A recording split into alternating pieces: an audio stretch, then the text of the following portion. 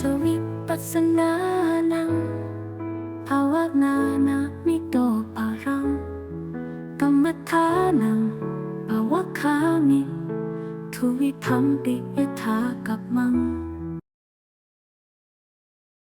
You know, we spend so much of our lives building up these complex stories about who we are. But what if there was an ancient tool out there, one designed not to build stories, but to systematically, logically take them apart? Well, deep inside Buddhist philosophy, there is such a tool. You can think of it like a logical scalpel for the mind. And its purpose? It's profound. The goal is to see reality for what it truly is. Completely free from the idea of a permanent, unchanging self. So in this explainer, we're going to decode this incredible philosophical technology. We'll start by mapping the reality it operates in. Then we'll check out this unique analytical tool called the Book of Pairs. From there, we'll see it in action, analyzing our own mental formations, and we'll unpack the rigorous system that powers it all. And finally, we'll see how this all connects to its ultimate goal, a path to liberation. Okay, let's jump right in.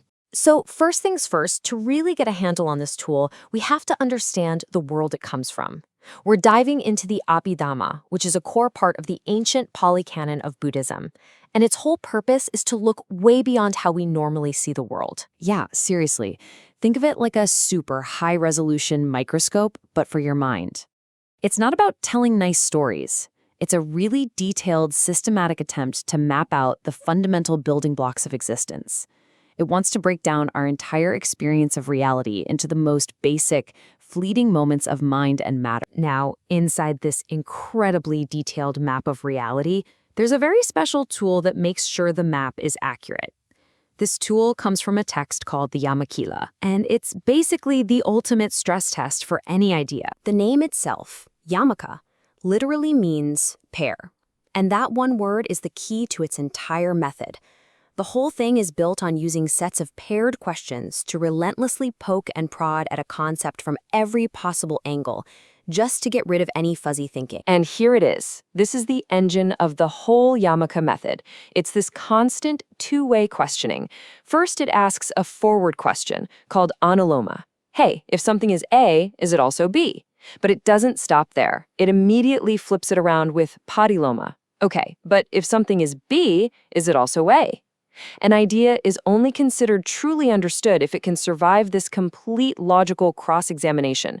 No loophole. I know, this can feel a little abstract, so let's make it real. Let's look at a concrete example from the specific text we're exploring today, the Saṅkhāra yamaka, and see this logical scalpel in action. Okay, so this particular book, the Saṅkhāra yamaka, takes that rigorous paired question method and applies it to a really critical Buddhist concept called Saṅkhāra. This is a masterclass in philosophical precision. So what in the world are these saṅkhāras? Well, the word basically means formations or conditioned things. It's kind of a catch-all term for any phenomenon, mental or physical, that gets formed because of other causes. Think about your thoughts, your feelings, your intentions, heck, even your own breath. The Saṅkhāra yamaka then takes something specific, like bodily formations, and examines it with, well, surgical precision. And here we go. The text poses the puja, the question. And it seems so simple at first glance. Is that which is called a bodily formation also called the body? The visajana, or the answer, is just one word. No. And in that single word, you see the incredible power of this method. Why? Why isn't a bodily formation the same as the body? Well, because the in and out breath is defined as a bodily formation, but the breath is obviously not the physical body itself. The yamaka forces you to see that subtle but crucial distinction, so you never confuse a process with the object it's related to. And you have to understand, this isn't just some one-off logical trick. The yamaka applies this method with unbelievable rigor, building an entire system of inquiry right from the ground up. This whole investigation is super structured. It moves through 3 distinct stages, or vairas. It all starts with paññāti, which is just about defining the terms with absolute crystal clarity, like the example we just saw. Once the terms are nailed down, it moves to pavati, which analyzes the process. how these formations actually pop up and fade away over time. And only then, once all that groundwork is laid, does it get to parinya, which is about comprehension, using this deep understanding for a much, much higher purpose. So you might be wondering, okay, but why? Why go through all this incredibly detailed, demanding, almost obsessive logical work? This is not just an intellectual game. This system has a profound practical point.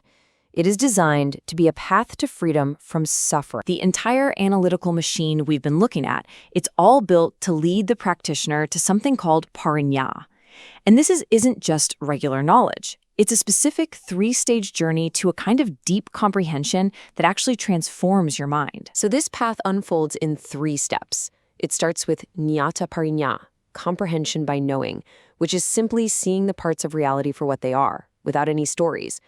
From there, it gets deeper with tirana parinya, comprehension by judging. This is where you analyze those parts and see their true nature. They're all temporary, they're all impermanent, and none of them are a stable you. And that insight leads directly to the final liberating stage, bahana parinya, comprehension by abandoning. This is the profound aha moment that lets you finally let go of craving and attachment, cutting off suffering at its very root. And that brings us to the powerful question this ancient text really leaves us with. This whole method is a tool for deconstruction. So if you could systematically take apart your experience of reality with this kind of fierce, unwavering logic, what would even be left? It's a powerful testament to how structured thinking can change not just what you know, but the very foundation of who you think you are. สังขารทั้งหลายทั้งปวงไม่เที่ยงธรรมทั้งหลายทั้งปวงไม่ใช่ตัวตนดังนี้พวกเราทั้งหลายเป็นผู้ถูกครอบงำแล้วโดยความเกิดโดยความแก่และความตายโดยความโศกความร่ำไรรำพันความไม่สบายกายความไม่สบายใจความคับแค้นใจทั้งหลายเป็นผู้ถูกความทุกข์ยังเอาแล้วเป็นผู้มีความทุกข์เป็นเบื้องหน้าแล้วทำเช่นไหนการทำที่สุดแห่งกองทุกข์ทั้งสิ้นนี้จะพึงปรากฏชัดแก่เราได้เราทั้งหลายพูดถึงแล้วซึ่งพระผู้มีพระภาคเจ้าแม้ปรินิพพานนานแล้วพระองค์นั้นเป็นสารณะถึงพระตามด้วยถึงพระสงฆ์ด้วยจักทำในใจอยู่ปฏิบัติตามอยู่ซึ่งคำสั่งสอนของพระผู้มีพระภาคเจ้านั้นตามสติกำลังขอให้การปฏิบัตินั้นตั้งของเราทั้งหลายจงเป็นไปเพื่อการทำที่สุดแห่งกองทุกข์ทั้งสิ้นนี้เถิด